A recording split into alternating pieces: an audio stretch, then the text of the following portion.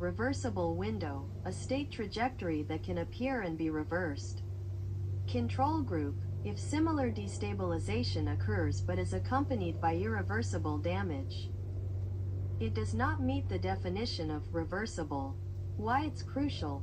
This step distinguishes structural perturbations from irreversible writing type perturbations. The difference you've been asking about is addressed by this question.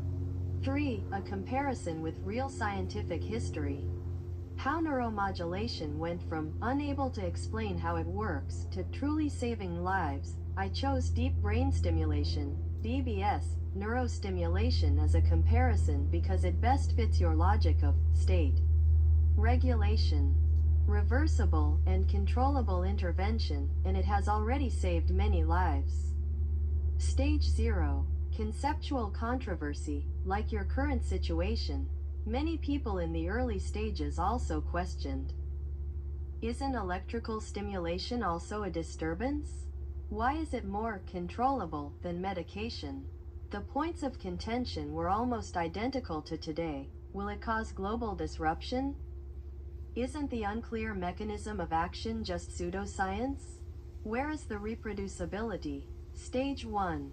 Establishment of measurable readouts. From concept to verifiable object, what they did first was not treating the disease, but establishing readouts. Specific neural circuit abnormalities, rhythms are measurable. Changing stimulation parameters, right pointing arrow rhythm, symptoms change accordingly, reproducible. Stage 2. Thresholds and windows, engineering. Subsequently, they discovered, it's not the stronger, the better, but there is a parameter window. Too strong causes side effects, while the appropriate window is more stable. This step is the prototype of what you call compressing the space, defining the effective range and excluding the dangerous range. Stage 3. Reversibility becomes a safety net. One of the key advantages of DBS. Turning it off, adjusting it can change the state.